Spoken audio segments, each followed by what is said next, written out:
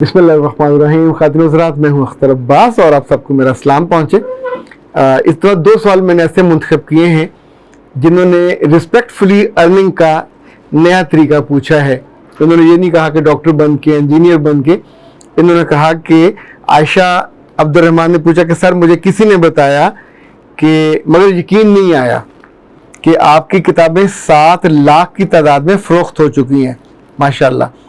اور میں بھی آپ کی طرح باعزت ارننگ کرنا چاہتی ہوں، کیا کروں؟ صلاح الدین لمبو نے بھی اسی طرح کی بات پوچھی. میں نے ان دونوں سے پوچھا کہ بیٹا آپ لوگوں کو کیا کیا شوق ہے.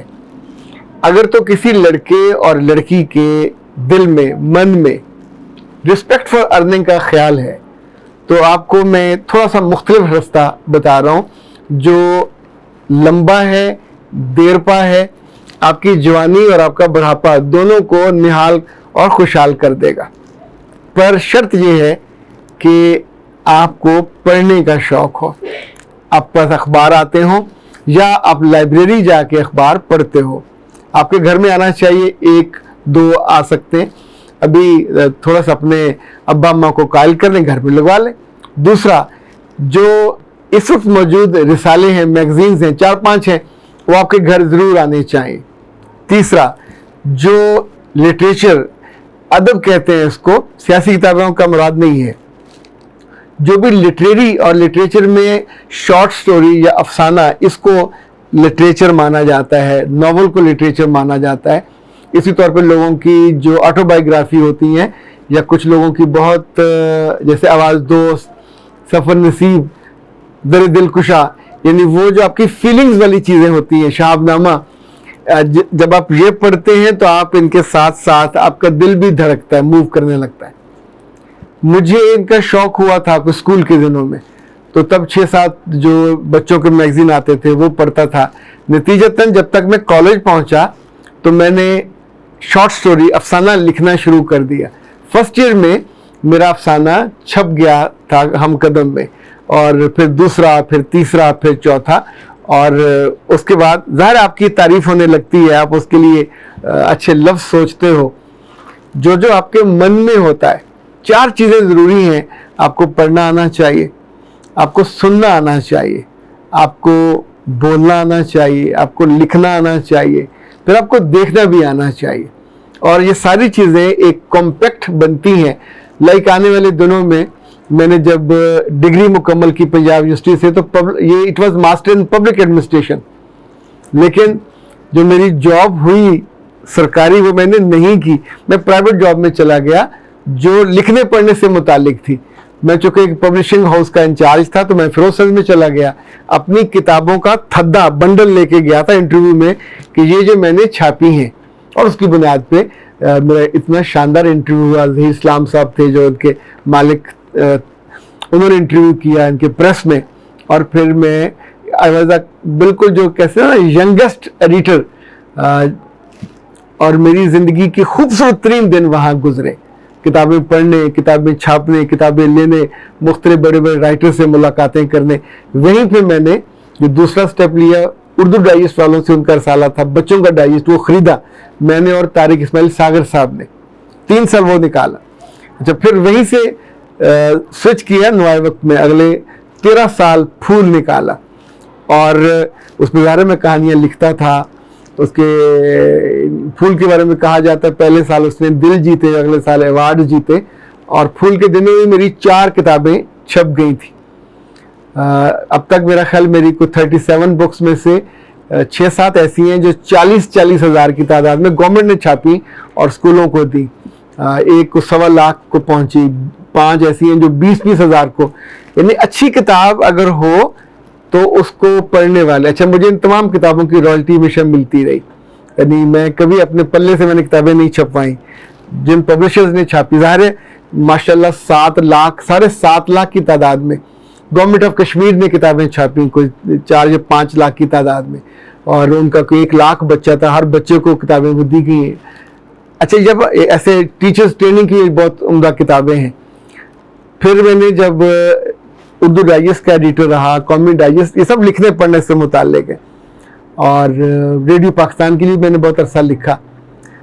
تو یہ لکھنا پڑھنا جو کنٹینٹ رائٹنگ ہے، ये मेरी पहचान बनी और इसी ने मुझे इज़्ज़त भी दिलाई, इसी ने मुझे मोहब्बत भी दिलाई, इसी ने मुझे रिस्क भी दिलाया। फिर जब मैंने जो टीवी चैनल्स का इनकी ट्रेनिंग करना शुरू की तो ज़ाहिर उसके लिए भी अपना आपको मवाद लिखना पड़ता है, अपनी चीज़ें आप तैयार करते हैं। जितनी ट्रेनिंग्स में देता हूँ मैं हमेशा अपने मैनुअल्स खुद तैयार करता हूँ। मुझे याद है ऑर्फन बच्चे पाकिस्तान के 10,000 बच्चा था, उनके लिए 6-7 किताबें लिखी, छोटे बच्चों के लिए 6-7, बड़े बच्चों के लिए, फिर उनकी ट्रेनिंग्स भी करवाएं। तो अगर आप एक पैटर्न पे चल पड़ते हैं, इससे ज़्यादा लड़कियों के लिए अभी देखें ख़वातीन डाइजेस्ट है, शुआ है, किरण है, पाकीज़ा है, इनमें आपकी हर तहरीर को पैसे दिए जाते हैं। बिल्कुल आप नए हों तो किरण में और शुआ में लिख सकते हैं, थोड़े मैच्योर हो जाएंगे। लाइक मुझे याद है शादी के शुरू के दिनों में मेरी वाइफ चूँकि बहुत अच्छी कहानियाँ लिखती थी, अफसाने लिखती थी, तो वो इन किरण में और शुआ में कम उन्होंने लिखा, ख़वातीन में बहुत लिखा और पाकीज़ा में बहुत लिखा। पाकीज़ा की जो एडिटर थी आपा हमदस्तबूर, वो बहुत उनसे मोहब्बत करती थी।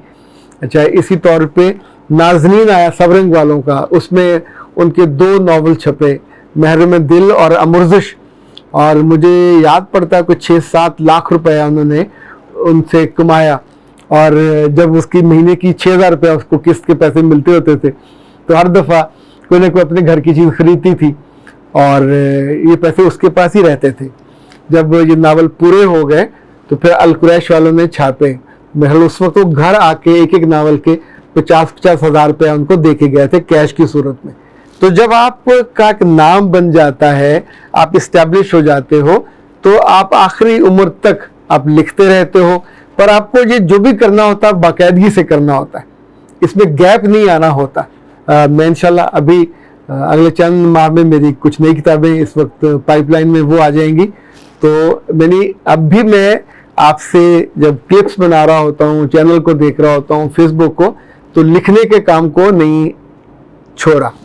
इसी तौर पे छोटे घर की बच्चियां हों या दरमियानी घर की बच्चियां या बच्चे, जो भी मुस्तकिल, अगर आपको लिखना आ गया, पढ़ना आ गया, रेडियो में लिख सकते हैं, टीवी में लिख सकते हैं। अभी जितने टीवी के बड़े बड़े प्रोग्राम हैं, सबको बाहर तो एंकर कर रहे होते हैं, लेकिन पीछे कंटेंट राइटर होता है, उसको बहुत अच्छी तनख्वाह दी जाती है। हर टीवी को रिसर्च एंड डेवलपमेंट के लिए लड़के लड़कियां चाहिए होते हैं। हर चैनल में एक एक प्रोग्राम का पूरी टीम होती है, उसमें 4-4, 6-6 लोग होते हैं। आप थोड़े से और इस्टेब्लिश हो जाओगे, BBC है, वॉइस ऑफ अमेरिका है। मुझे याद है हमारे साथ मदीहा अनवर होती थी रावलपिंडी से, वो इस वक्त वॉइस ऑफ अमेरिका में है। इसी तौर पे सादकाबाद से साइमा इकराम चौधरी थी और वो माशाल्लाह इस वक्त टीवी ड्रामा में उनका खूब डंका बज रहा है, बहुत अच्छे हल्के, तब भी वो हल्की फुल्की मज़ाहिया तब उनकी शख्सियत में था, लेकिन यूनिवर्सिटी जाते जाते उन्होंने अपने आप को और पॉलिश कर लिया। इसी तौर पे हमारे साथ अब्दुस्मद मुजफ्फर थे, अब तक मेरा ख्याल को 100 के करीब उनकी छोटी जो बुकलेट्स हैं वो आ चुकी हैं मार्केट में। इशफाक अहमद खान साहब थे, वो आफाक में हैं। तो जब जब आप 10 लोग ऐसे मुझे उनके नाम और सूरतें ज़हन में आ रही हैं।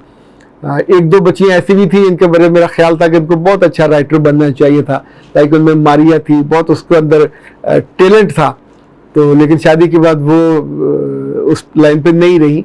लेकिन जिन जिन ने भी इसको, कई बच्चियाँ थी वो अखबार नवीस बनी, यानी हमारी टीम में थी। तो अगर आपके अंदर वो टैलेंट है, आप उसको मुसलसल पॉलिश किए रखते हैं, हवा दिए रखते हैं, सुलगाते रहते हैं, तो आपकी वो पहचान बन जाती है। हर कामयाबी किसी भी तरह की किसी फील्ड में 12 साल मांगती है। 10 से 12 साल से कम में कामयाबी नहीं मिलती, ना पहचान मिलती है और ना आपको अपनी मर्जी की वहाँ से इनकम होती है। इनकम इज्जत की सूरत में भी मिलती है, इनकम एहतराम की सूरत में भी मिलती है, इनकम अपॉर्चुनिटी की सूरत में भी मिलती है। मुझे याद है इसी लिखने ने मुझे एक ऐसा इंटरनेशनल प्रोजेक्ट दिलाया था जिसमें मैं महीने के उस वक्त 4-4.5 लाख रुपया कमाता था और बहुत शानदार था प्रोजेक्ट। मैंने कई इंटरनेशनल प्रोजेक्ट्स किए और सारे के सारे वो या लिखने की वजह से थे या बोलने की वजह से थे, पर मैं बोलना भी तो उसका ताल्लुक भी लिखने से होता है। सो अगर आप बाइज्जत रिस्क कमाना चाहते हैं, लड़के हैं या लड़की हैं, तो अखबार पढ़ना शुरू कीजिए, रसायल पढ़ना शुरू कीजिए, किताबें पढ़ना शुरू कीजिए और उनको अपने अंदर उतारिए और फिर एक अपना स्टाइल बनाइए। اخبارات میں لکھنا شروع کریں، چاہے خطوط لکھیں، چاہے کمنٹس لکھیں، چاہے تبصرے لکھیں، چاہے لوگوں کے کالموں پہ تبصرے لکھیں، اور پھر دھیرے دھیرے آپ اپنا بھیجنا شروع کریں۔ اسی طور پہ چھوٹی چھوٹی کہانیوں سے آغاز کر لیں، لطیفوں سے آغاز کر لیں، لیکن آپ کا نام چھپنے لگے گا، کچھ عرصے بعد یہ نام نون ہو جاتا ہے، پھر آپ کی عزت کا مسئلہ بن جائے۔ چوری نہیں کرنی، تھاٹس آپ کے اپنے ہونے چاہیے۔ پڑھیں زیادہ تو ریسیپی نئی بنا لیجیے، نئی ریسیپی کا نیا ٹیسٹ ہوگا، نیا رنگ ہوگا، نیا ڈھنگ ہوگا، اور آپ کو رسپیکٹفل ارننگ ایک بہت ہینڈسم اور ہینڈفل ذریعہ مل جائے گا، اور آپ پھر ساری عمر مجھے یاد کریں گے کہ سر نے بتایا تھا اور ہم نے اس کو اختیار کیا۔ اس کی عمر لمبی ہوتی ہے، باقیوں کی نوکری نہیں ہوتی، اٹس مور دین، آپ جاب کوئی بھی کر سکتے ہیں، ساتھ کوئی بھی کام کر سکتے ہیں، تو یہ فل ٹائم بھی کام، جیسے مستنصر تارڑ صاحب نے زندگی میں کبھی کوئی کام نہیں کیا، یعنی کوئی جاب نہیں کی، ہمیشہ اپنے لکھنے پڑھنے پہ۔ بانو آپا نے کوئی کام نہیں کیا لکھنے پڑھنے پہ۔ اشفاق صاحب نے تو خیر لمبی جاب کی، لیکن ان کی پہچان جاب نہیں ہے، ان کا لکھنا پڑھنا ہے۔